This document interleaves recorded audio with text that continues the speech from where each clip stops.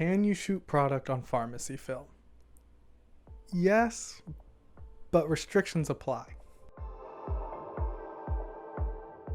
There's so many questions we have as a society, right? How were the pyramids built? What economic policy is the best? Which country has it all figured out? And can you shoot product on pharmacy film? So I decided I'd give it a try. While I was hunting for apparently a short supply of milk at CVS, I thought, hey, let's pick up some pharmacy film and see what I can film during this quarantine. So I thought, let's try and shoot product with pharmacy film.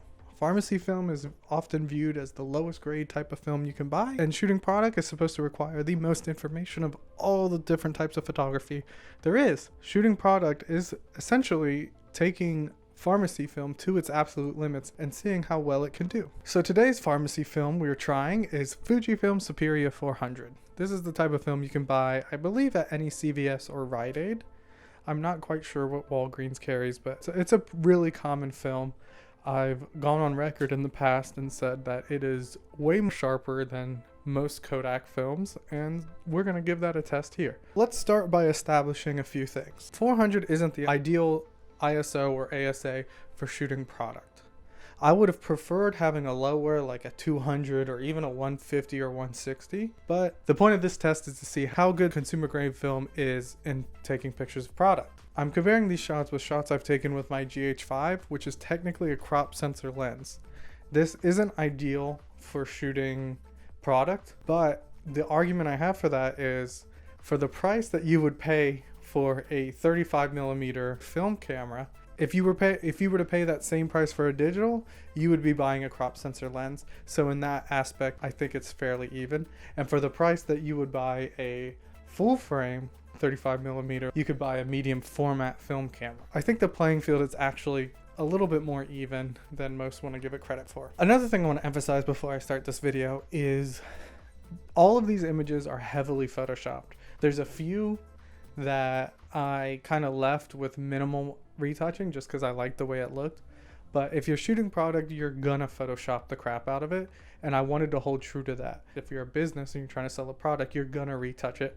Also, samples tend to be scratched or heavily worn. So the first shot we took was a shot of this Casio watch that I own. I wear it a lot. It has a ton of scratches.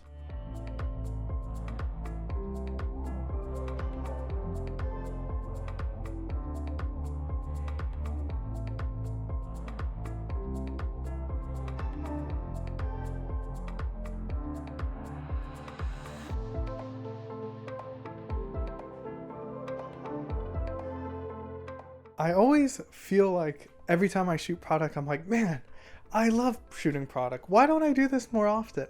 And then I get into the editing and I'm like, oh yeah. And this leads exactly to a good example of why shooting pharmacy film for product is actually better. Retouching the scratches on this watch was almost non-existent with the pharmacy film. Because there isn't so much information in the shot, there wasn't that much to retouch. There was a scratch here and there, but it actually wasn't that great. And the grain structure of the film actually evened it out pretty well. And I actually really liked the way the shot came out. The negative side of shooting film for this was, of course, Fujifilm has a reputation of leaning toward green. So on the blue outline of the shot, I ended up having to kind of color correct it a little bit to make sure that the blue was actually true to the product. The amount of time it took for that, as opposed to retouching every individual scratch in the digital shot, wasn't even close. It was night and day.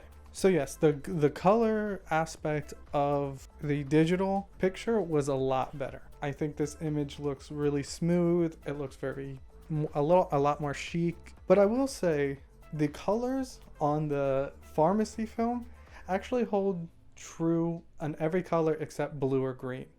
So the beige of the Casio and the beige of the lithium and those things, the color actually held way more true when I zoomed in than the GH5 did.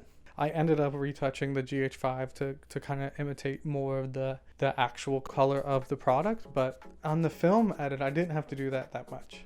Also, The other thing with the film edit of this watch is I didn't retouch the lettering on the Casio or the lithium or anything like that too great, because I felt like if I changed it too much, I'm losing the personality that film brings. So there is a little bit of color blending between the letters, the beige and the black of the background of the watch. I was going to change that, but I felt that what's the point of shooting on film if you're not going to embrace these kind of little, I wouldn't even call them mistakes, these little personality quirks, because that's the whole reason you're shooting on film. You want to kind of give a retro feel. And especially for this watch, because it is a very 80s retro watch, I think it kind of added the flavor. And I don't think the customers, if I was selling this watch, would feel gypped by it not looking pristinely sharp, because it's obvious that in this shot I'm trying to give a more retro feel. Now in the digital image, I did go through and retouch and get the colors exactly right, because it would have just come off amateurish if not. And this is a good example of where you would use film and where you wouldn't. If you're shooting something and you need everything to look pristine and perfect, right, down to the exact pixel, maybe digital would be the fit. But the thing with that, I feel, is everybody's shooting like that. I mean, you could even probably get that with most iPhones today. I don't think that's going to separate you from anyone else. And I think possibly shooting on this pharmacy film would be a good way to separate yourself from everybody else and maybe establish a more homegrown, home-feeling brand. But in saying that, the film actually held up pretty well. I did spend a lot less time retouching, and that's something you have to have in your thought process too. If you're paying a retoucher, how long is it going to take for them to retouch? I spent probably a quarter of the time retouching this shot on the film version than I did in the digital, and I'm not quite sure if that time was well worth the effort. So that's just something to think about.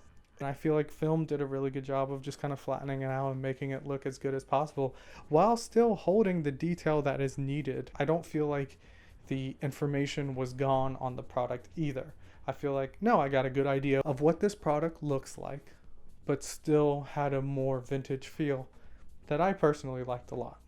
Not to say I don't like the digital image, I do like it. So the second shot was actually this bracelet made by this company I used to work for. That's right.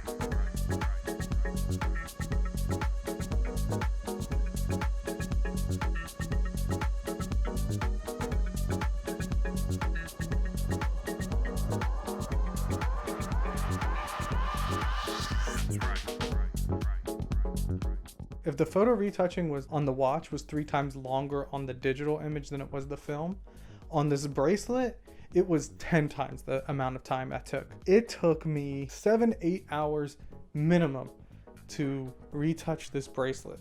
Every little scratch, every little thing that was reflected on the chrome of the bracelet, I mean, it took so long to retouch this image. I was dreading retouching it in film.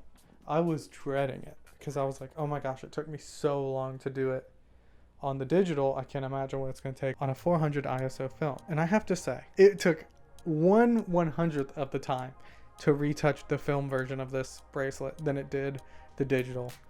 It looked, and I honestly think it looked so much better. It didn't sacrifice the detail of the scroll work of the bracelet. It didn't sacrifice the quality of the product. I think if you saw this picture and then you went to the store and bought it, I don't think you'd be disappointed. I don't think you would feel lied to. It just made a better image. I mean, I really, really liked the way the film version of this came out as opposed to the digital version. I thought for sure like jewelry was going to be the thing that made the digital really stand out as opposed from the film, but it was the complete opposite. This made me only want to shoot film if I ever shoot jewelry again, because it was just, it made it look so much better. I even got this alternative shot that I very minimally edited. I spent maybe 5 or 10 minutes editing this shot. I think it looks great. This shot leaned heavy toward the film. I like the film version of the shot way more than I like the digital version. If you're shooting jewelry, I would advise shooting pharmacy film over shooting incredibly large sensors that are going to pick up every scratch of your sample, right?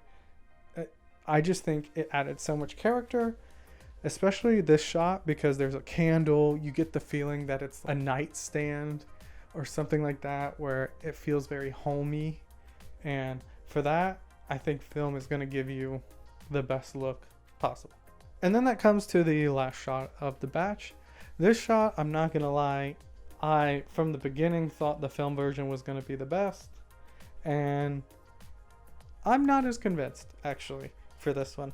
I think actually they're both pretty even. And remember, I'm coming from it very biased because this is a film channel.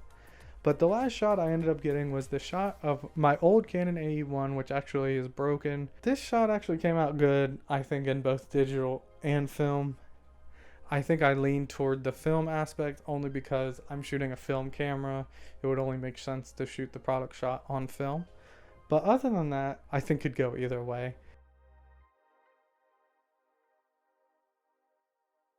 But also, the way this Canon AE1 looks, it's in really good condition. There's very minimal retouching I had to do.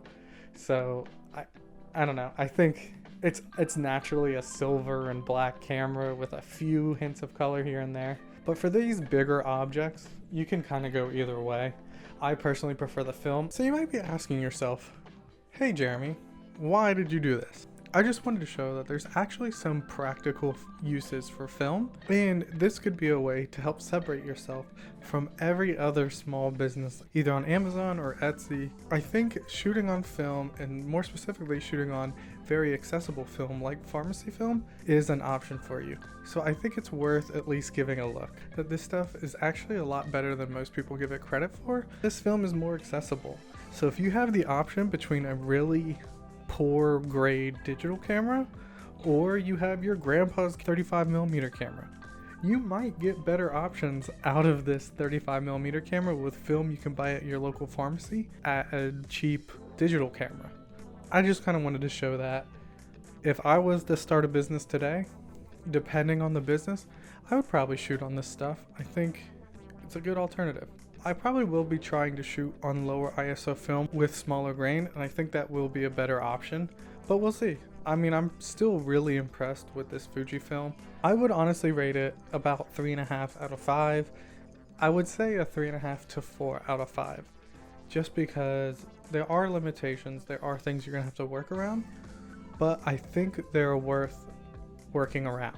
So thank you for watching. I hope you enjoyed the video. If you like film photography or motion picture film videos, come back every Monday. I'll have something new for you. So thank you again for watching.